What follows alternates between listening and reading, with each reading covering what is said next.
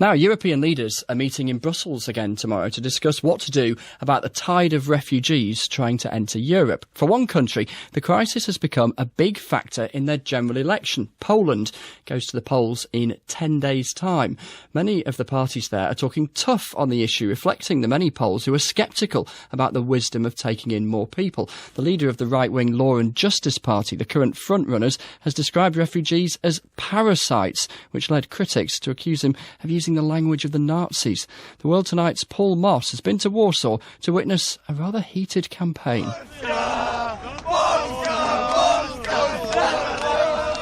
It is something of a tradition. When the Polish football team are playing at home, fans process together across Warsaw's Poniatowskiego Bridge to the site of the National Stadium.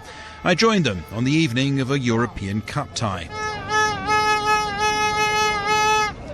This is obviously a patriotic occasion. People here are decked out in the red and white colours of the Polish flag. The stadium itself is all lit up in red and white.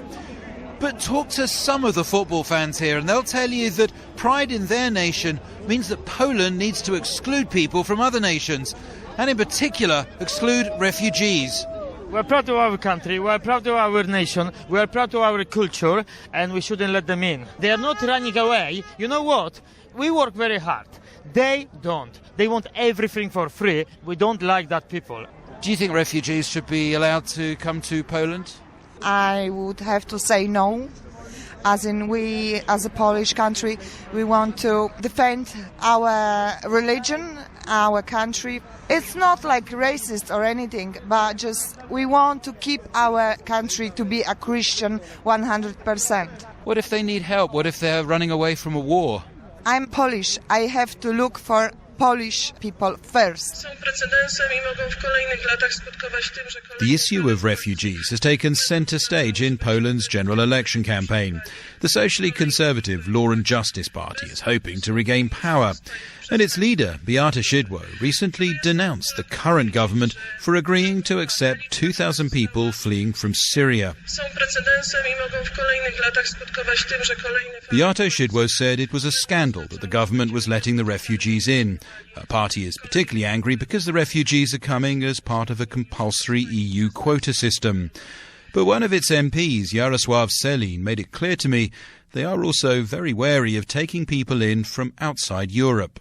When we travel to countries in the West, which has problem with immigrants, we see part of cities or towns with their own rules, not European rules. And we don't want to do the same mistake with immigrants from the Middle East or Northern Africa. They represent a different civilization. And the truth is that different civilizations are not something that people here are really accustomed to. This city, Warsaw, has changed unimaginably since I first came here under communism. The drab uniformity replaced by a vibrant, thrusting commercialism. And yet, Warsaw and Poland generally are not what you'd call cosmopolitan. There does seem to be a fondness for sushi in the capital, and you can find a passable curry if you try hard enough. But Poland remains, by some measures, the most mono-ethnic country in the EU. Non-white faces, a rarity, non-European culture, sometimes viewed with suspicion. The actual number of minorities living in Poland today is very small, which in a way increases the potential for xenophobia. We are facing a kind of imagined enemy. Rafał Pankowski is a lecturer in social science at the Collegium Civitas in Warsaw, and he's a founder of the anti-racism campaign group Never Again. The refugee issue has become a pretext for expressions of xenophobia on many different levels, which is partly incited by right-wing and far-right political groups that are competing between each other. It's a wave of hatred that I think is unprecedented in recent Polish history. You can sometimes be surprised by the kind of people who express hostility here. I went to meet Miriam Shahid at the charity she founded to help bring Syrian refugees into Poland. Miriam is herself half Syrian. She's been battling the Polish government, trying to get refugees issued with visas. But she's standing in the Polish election for an anti-immigrant party known as Korwin. Miriam, it turns out, only wants Syrian Christians allowed into Poland. Letting in Muslim refugees, she says, would be too much of a risk. Once there is a lot of Muslim people within the country, they have kids and then they start forcing their law. And it's a huge problem because, like in France, there's much Muslims, in England, and they have much influence and power with making the law within the countries.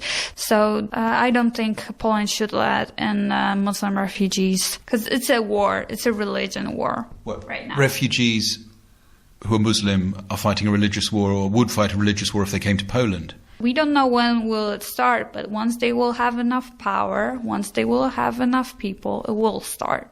With so much of the Polish mainstream taking some kind of anti-refugee line, it's often those on the political margins who defend refugees without qualification and their right to come to Poland.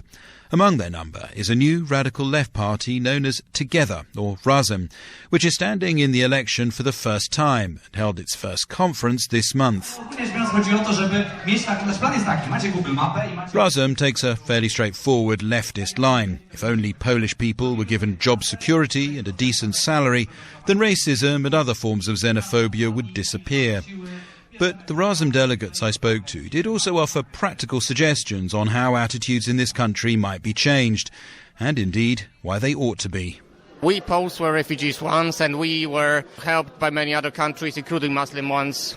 So it is our obligation as Poles and generally as humans, as Europeans, to help others that are in dire situations. I think we have to bring refugees together with Polish people. I think they should meet, they should talk, they should simply see that they are simply people like us. I think that we can persuade other people to welcome refugees by telling them about the situations.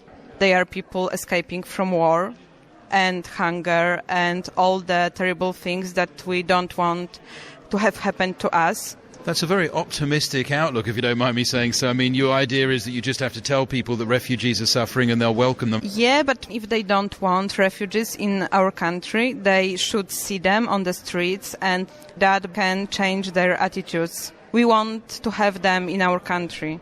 Paul Moss there reporting from Poland.